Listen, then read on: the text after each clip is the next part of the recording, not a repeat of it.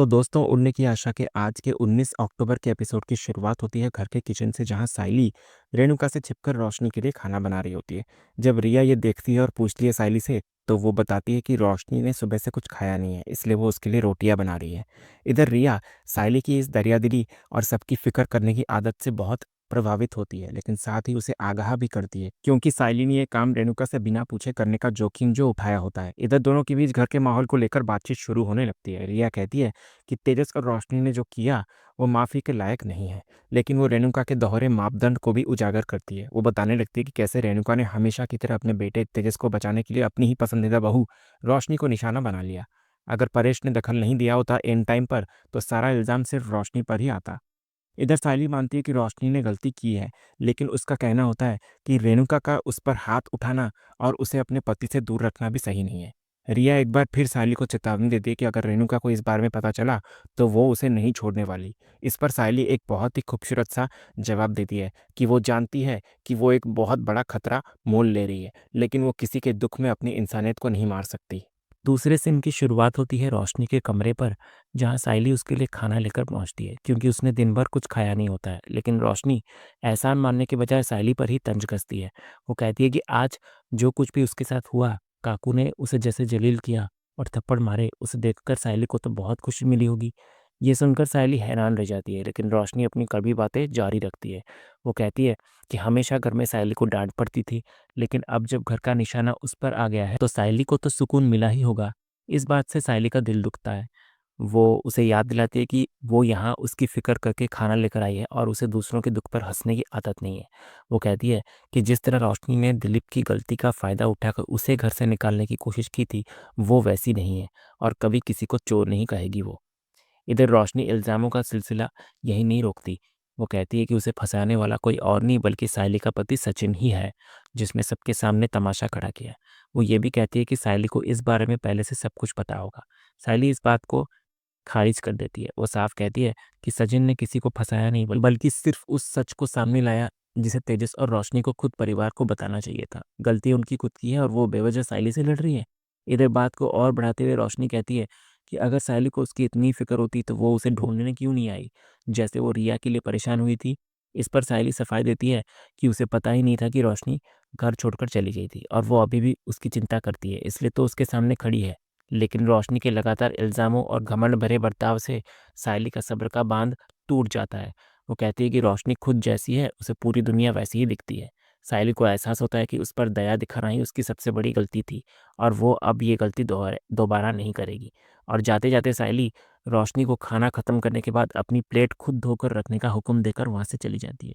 उधर दूसरी तरफ कहानी का रुख तेजस की दुकान पर मुड़ता है। सचिन तेजस से पूछता है कि क्या उसे अपने बुरे कर्मों का बिल्कुल भी डर नहीं लगता। वो उसे ताना मारते हुए कहता है कि उसके बुरे कामों की लिस्ट इतनी लंबी है कि उसका हिसाब चुकाते चुकाते शायद साल 2050 आ जाएगा। सचिन आगे कहता है कि जब से तेजस ने बाबा के पैसे चुराए हैं, तभी से उसकी जिंदगी पर शनि बैठ गया है और उसके सारे ग्रह नक्षत्र उल्टे हो गए हैं। सचिन फिर अपनी दुविधा जाहिर करता है कि वो तेजस की इस हालत पर हंसे या रोए। वो कहता है कि पहली बार बाबा ने इतना बड़ा फैसला लिया और तेजस को परिवार से ही बाहर कर दिया, लेकिन वो खुद बाबा के फैसले के खिलाफ जाकर उससे बात करने इधर आया है, क्योंकि आखिर है तो वो उसका भाई ही ना, भले ही अनाड़ी और निठल्ला ही क्यों ना हो। इधर फिर जब तेजस अपनी नहीं बल्कि अपनी पत्नी रोशनी की चिंता जताने लगता है कि पता नहीं साइली ने उसे खाना दिया भी होगा या नहीं, तो सचिन उसे फटकार लगाता है। वो बताने लगता है कि उसकी पत्नी साइली तेजस से कई ज्यादा रोशनी की फिक्र करती है और वो अभी रोशनी को खाना खिला रही होगी। इधर सचिन तेजस को धोखेबाज और पति के नाम पर कलंक कहता है, जो खुद खुद तो यहाँ बैठकर बिरयानी खा रहा है और अपनी पत्नी को मुश्किल में अकेला छोड़ दिया है। इस पर तेजस भड़क जाता है और सचिन को लेक्चर देना बंद करने को कहता है। ये सुनकर सचिन और भी ज़रा भावुक हो जाता है। वो अपना दर्द बयां करता है कि कैसे उसकी माँ ये रेणुका ने उसे कभी प्यार नहीं दिया और हमेशा तेजस को ही पलकों पर बिठाया, जिसका एक कारण खुद तेजस भी है। लेकिन इन सब के बावजूद उसने कभी अपनी माँ से झूठ नहीं बोला, जबकि तेजस ने अपने माँ के बेशुमार प्यार और भरोसे का इतना बड़ा विश्वासघात किया है। इधर सचिन तेजस को जिंदगी का एक अहम सबक सिखाने की कोशिश करता है। वो कहता है कि मुश्किल वक्त में उसके दोस्त कार्तिक या महेश नहीं, बल्कि सिर्फ उसकी पत्नी रोशनी ही उसका साथ देगी।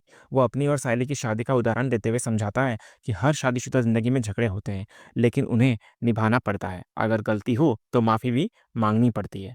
सचिन उसे उसकी सबसे बड़ी गलती याद दिलाने लगता है कि बाबा के पैसे ना लौटाना वो कहता है कि अगर वो पैसे लौटा देता और उसे सच में ज़रूरत होती तो बाबा उसे खुद वो पैसे वापस दे देते।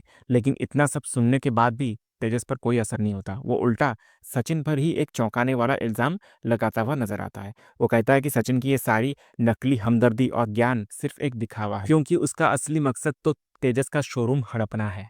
तो तेजस का ये घटिया इल्ज़ाम सुनते ही सचिन का पारा 7वें आसमान पर पहुँच जाता है। वो भड़क उठता है और कहता है कि यही उसकी गलती है कि उसने तेजस को भाई समझकर उसकी फ़िक्र की और उसके लिए खाना लेकर आया। सचिन उसे फटकार लगाते हुए कहता है कि वो भगवान के दिए में खुश है और अपना पेट खुद पाल सकता है। उसे तेजस के इस घटिया शोरूम में कोई इंटरेस्ट नहीं है, ना ही उसकी ज़रूरत है। लेकिन तेजस अपनी ही अकड़ में रहता है और सचिन की इस हमदर्दी को एक इमोशनल ड्रामा बताता है। वो कहता है कि आज तक जिसने उसे एक ग्लास पानी तक नहीं पूछा, वो अचानक उसके लिए बिरयानी लेकर आया है, जो यकीन करने लायक नहीं है। ये सुनकर सचिन का गुस्सा और बढ़ जाता है। वो कहता है कि पेट भरते ही तेजस अपनी असली औकात पर आ गया है। सचिन को अफ़सोस होता है कि वो बाबा की बातों के खिलाफ जाकर अपनी इज़्ज़त की परवाह किए बिना यहाँ आ गया। लेकिन तेजस किसी की अच्छाई के लायक ही नहीं है। इधर सचिन आगे ऐलान करता है कि बाबा ने बिल्कुल सही फैसला लिया, क्योंकि तेजस इतना खुदगर्ज़ है कि वो किसी के बारे में नहीं सोच सकता। इसलिए वो अब अकेला ही सड़ेगा। गुस्से में सचिन उसे एक पति होने का असली मतलब समझाने लगता है। वो कहता है कि अगर उसकी जगह वो होता और रेणुका सायली पर हाथ उठाई होती, तो वो दुनिया सिर पर उठा लेता और उसी पल सायली को लेकर वो घर छोड़ देता। लेकिन तेजस को देखकर उसे घिन आती है कि वो अपनी पत्नी की परवाह किए बिना यहाँ बैठकर बिरयानी खाया जा रहा है। सचिन दुःख के साथ कहता है कि जो इंसान अपनी पत्नी और अपनी माँ का सगा नहीं हुआ, वो भला उसका क्या होगा? आखिर में सचिन का दिल पूरी तरह टूट जाता है। उसे अपनी गलती का एहसास होता है कि उसे यहाँ आना ही नहीं चाहिए था। वो ऐलान करता है कि तेजस की औकात ही नहीं है कि सचिन उसे अपना भाई माने। और ये कहकर सचिन गहरे गुस्से और अफ़सोस के साथ वहाँ से चला जाता है। दूसरी तरफ घर में एक नया ड्रामा शुरू होता है। रेणुका सायली को रोशनी के कमरे से खाने की प्लेट के साथ बाहर आते हुए देख लेती है। लेकिन उसकी इंसानियत की तारीफ़ करने के बजाय रेणुका उसी पर ही एक अजीब इल्ज़ाम लगा दिए। वो सायली को एक नेता कहती है, जो घर में गठबंधन सरकार बनाने की कोशिश कर रही है। जैसे कि पहले रिया को उसने अपनी तरफ किया और अब रोशनी को करना चाह रही है। फिर रेणुका सायली को चेतावनी देती है कि वो उसकी किसी भी साजिश को कामयाब नहीं होने देगी। इसके बाद सायली अपना दुख रिया के साथ बांटती है। वो उसको बताती है कि जब वो रोशनी के लिए खाना लेकर गई, तो बदले में उसे ताने सुनने को मिले। रोशनी ने उस पर इल्ज़ाम लगाया कि वो उसकी हालत देखकर मन ही मन खुश हो रही है। ये सुनकर रिया हैरान रह जाती है और कहती है कि तेजस और रोशनी दोनों ही एक जैसे स्वार्थी हैं और कभी नहीं सुधर सकते। इधर सायली को इतना दुखी देखकर रिया उसका मूड ठीक करने का फैसला करती है। वो एक प्यारा सा प्लान बनाती है कि दोनों साथ में अपना पसंदीदा पॉडकास्ट देखेंगे, जो उन्होंने पहले तय किया था। रिया अपनी प्रीमियम मेंबरशिप का इस्तेमाल करके एपिसोड को एक दिन पहले ही चला देती है। इस तनाव भरे माहौल में ये छोटा सा प्लान दोनों के बीच बढ़ती दोस्ती और एक नए रिश्ते की शुरुआत का प्रतीक होता है। सायली भी इस छोटे से ब्रेक के लिए मान जाती है, ताकि वो घर के तनाव से कुछ पल की राहत पा सके। दूसरे सीन में रिया ने अपने कमरे को एक मिनी थिएटर में बदल दिया होता है। पॉपकॉर्न, आरामदायक माहौल और एक खुशनुमा माहौल। जब सायली वहाँ आती है तो वो ये सब देखकर बहुत खुश हो जाती है। रिया उसे बताती है कि ये उसका पहला स्लीप ओवर है, एक ऐसी रात जहाँ वो दोनों दोस्त की तरह गॉसिप करेंगी, मज़े करेंगी और घर के तनाव को भूल जाएंगी। फिर दोनों मिलकर एक रिलेशनशिप पॉडकास्ट देखना शुरू करती हैं, जिसका टॉपिक होता है कि कैसे अपने पति का प्यार वापस पाएं। पॉडकास्ट में 3 मज़ेदार नियम बताए जाते हैं। पहला, स्वीकार करना यानी कि एक्सेप्टेंस। सबसे पहले ये मानो कि रिश्ते में कुछ गड़बड़ है। दूसरी, एनर्जी शिफ्ट। अपने पार्टनर के पीछे भागना बंद करो, वो खुद तुम्हारे पीछे आएगा। तीसरी, आकर्षित करना यानी कि अट्रैक्शन। अपना प्यार सिर्फ शब्दों से नहीं बल्कि अपने हाव भाव और इशारों से भी दिखाओ।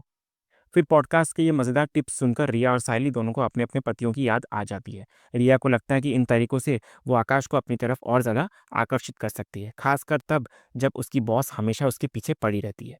वहीं सायली को भी इधर लगता है कि वो इन नुस्खों से सचिन के गुमसुम रहने की वजह का पता लगा सकती है और उनके रिश्ते में नई जान डाल सकती है। दोनों फिर तय करती हैं कि वो इन उपायों को आजमाएंगी और इसी मज़ेदार प्लान के साथ ये देवयानी जेठानी की जोड़ी एक नए मिशन पर निकल पड़ती है। दूसरी तरफ सचिन घर पर पहुंचता है और कार से उतरते ही वो एक चप्पल लेकर सायली के सामने आता है और उसको कहता है कि उसे इस चप्पल से वो मारे। सायली को लगता है कि वो नशे में है, लेकिन सचिन पूरी तरह होश में होता है और कहता है कि जब तक उसे मार नहीं पड़ेगी वो सुधरेगा नहीं। इसके बाद सचिन अपने इस अजीब बर्ताव का राज खोलता हुआ नजर आता है।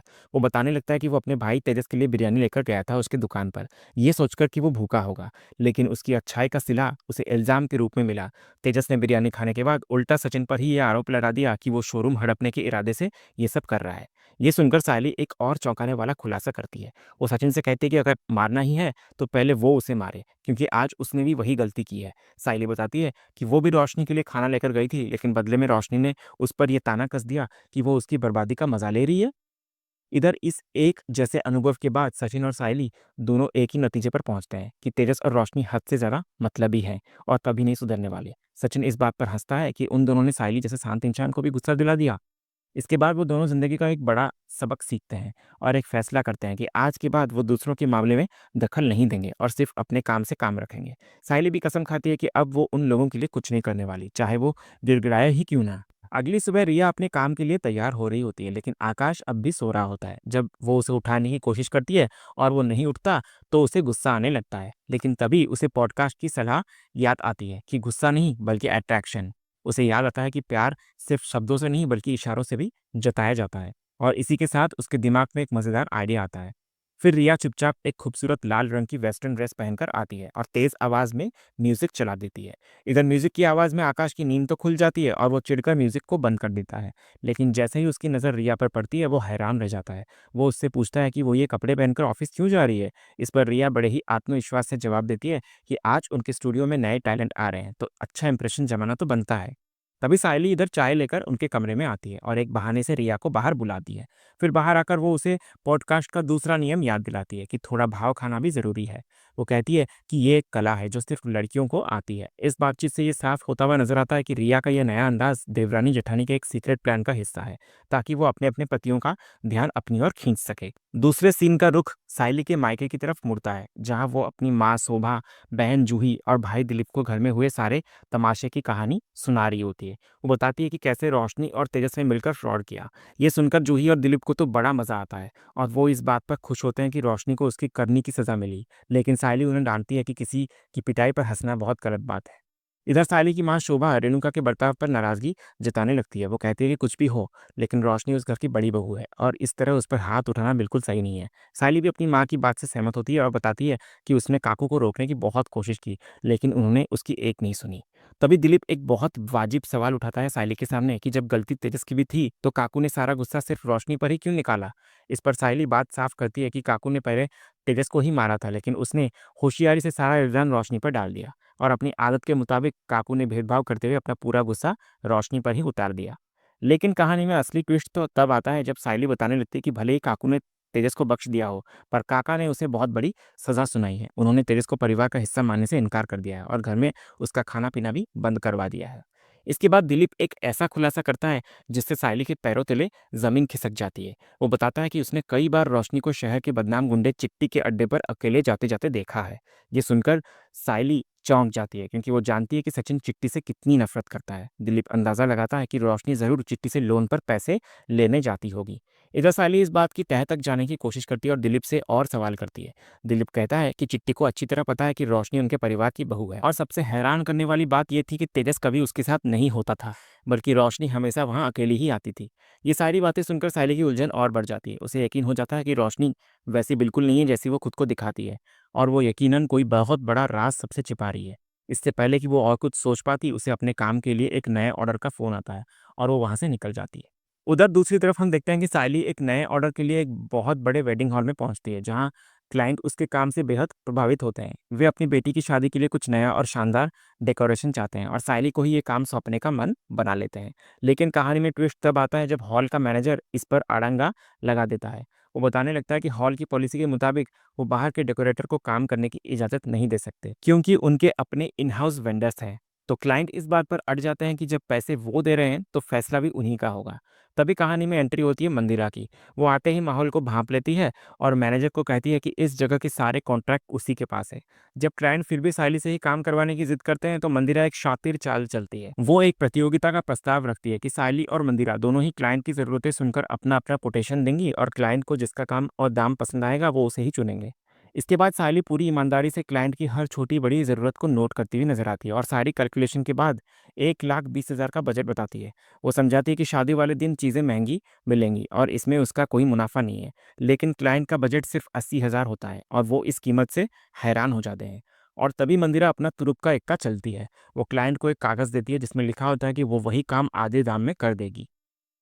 तो ये देखकर सायली के होश उड़ जाते हैं और मंदिरा उसे एक शातिर और विजयी मुस्कान देती है और इसी सस्पेंस भरे मोड़ पर आज का ये एपिसोड यहीं खत्म होता है। तो दोस्तों, आज का ये वीडियो आपको कैसा लगा कमेंट के जरिए हमें ज़रूर कहिएगा और कमेंट में हाइप करना भी मत भूलिएगा और वीडियो को लाइक भी कीजिएगा, शेयर भी कीजिएगा, सब्सक्राइब करना तो बिल्कुल भी मत भूलिएगा ताकि ऐसे ही रोज़ लेटेस्ट एपिसोड के अपडेट्स आप टेलीविज़न से पहले पा सकें। तो मिलते हैं हम एक नए एपिसोड के रिव्यू में, तब तक के लिए स्वस्थ रहें, मस्त रहें।